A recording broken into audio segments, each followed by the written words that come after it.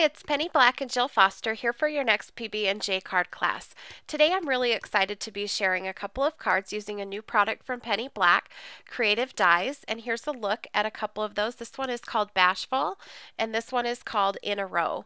And what's really fantastic about these dies is you can use them completely on their own, so whether you have a stamp or not, they look beautiful on their own, but they do work with a couple of Penny Black stamps as a complement. So they're not exactly the same as the stamp, but the stamp is complementary and it really gives some really great looks for the background because they're a little bit different sizes and a little bit different shapes. So what I've done is I've started here by die cutting Bashful from white cardstock, and I'm coloring it in using a Stamper's Big Brush pen from Faber-Castell Design Memory Craft, and I just color right onto that white paper. It's actually Nina Solar White paper, and because it has a smooth surface you can color and then just real quickly blend a darker color on top using your fingertip. So here's a look at that as you color it. And I'm just going back and forth here, adding just additional shading using different colors. You can put it right on top of what you've colored already. It won't affect the tip of the marker. There's no cross-contamination. So you can see right here, this is just beautiful all on its own. And that's one of the really great benefits of these dies, I think. There's just so many possibilities. But what I'm going to do is pair it with a complementary stamp. So again, this isn't exactly the same as the die, but because of that, it just creates this great background effect. So this is Penny Black stamp called Blush, and I'm inking it with Colorbox chalk ink in the color of Gray Whale. And I'm just going to stamp it a couple of times here to create this really subtle effect in the background. And then once that's done, I've taken my die, this is the back, I've colored the front, and I'm using the Zig glue pen to put glue onto the stem and the leaves, and I put pop dots on a couple of those petals to give it some dimension. So I've put the first one down here, and then I'll add the second one. And I just added a few paint splatters, ink splatters onto the back, some twine and a sequin, and this clean and simple card is finished. On this next card, I'm using the Creative Die In a Row and the complementary stamp called Birds on Wire. And I'm coloring onto this stamp using a Stamper's Big Brush pen. And this stamp is actually quite a bit smaller than the die. So I love the look that you get when you stamp this in the background and then combine it with the die.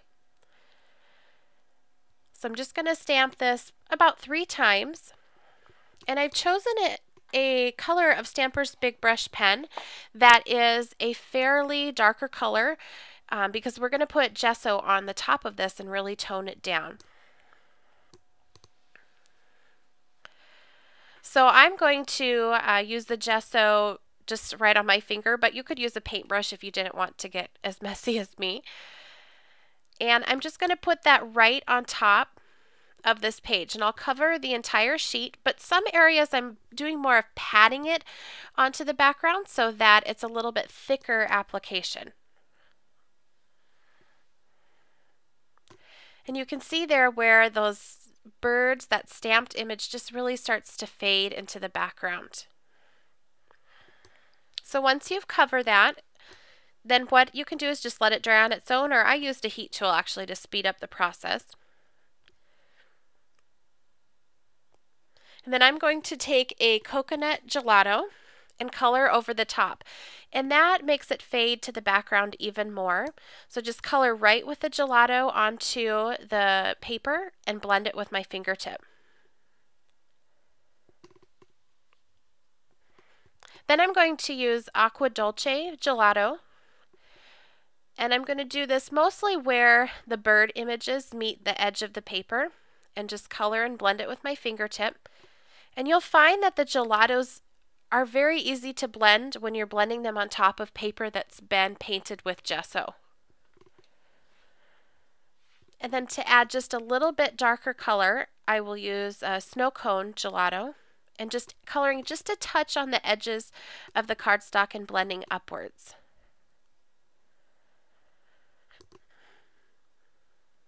Next, I'll work on my die. And you can see how beautifully this cuts. You get this very fine, detailed image. And I'm going to color this with the Stampers Big Brush pen. So I'm just starting here by coloring the branch, and then I'll be coloring the birds. So to color the birds, I'm starting with a very, it's a kind of an orangish red. It's actually called Scarlet Red. Stampers Big Brush pen, and I'm going to color all of the birds. So there's really no wrong combination with the Stampers Big Brush pen. I like to start typically with a lighter color and then build my darker colors on top.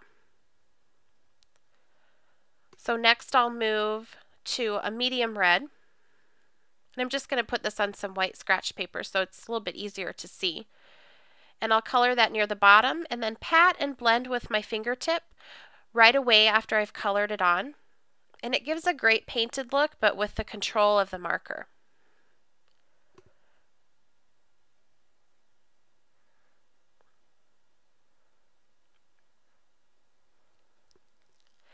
And then finally, I will add an even darker color on the bottom.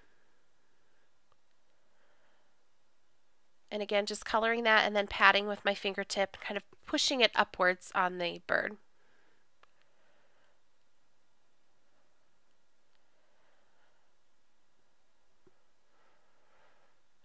And then I just wanted to show you here how awesome this looks with that stamped background, with the die cut being larger than the stamp. It just is really dynamic. So I did decide I wanted to add a little bit more to the background.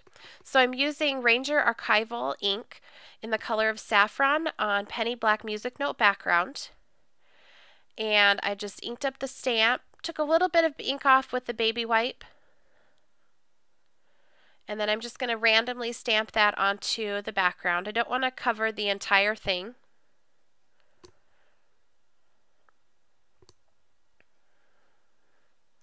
And then I'm just going to heat that up a little bit with my heat gun so that it dries. And then I'm going to repeat that same process as I did before, putting some gesso over the top to kind of tone it down and make it look like a little bit of it shows and a little bit fades into the background, and really give it that painted mixed media look.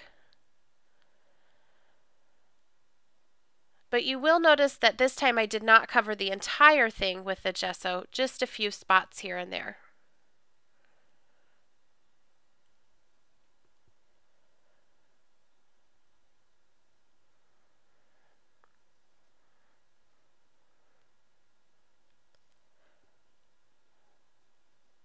And then finally, I mounted the birds onto the card using pop dots, and then also added a sentiment using another new creative die from Penny Black called Chat Bubbles. Here's a look at the pair of cards together. Thank you so much for watching. For details and more information, visit the Penny Black website, www.pennyblackink.com. And for a complete list of all Penny Black supplies used today, stay tuned to the end of the video.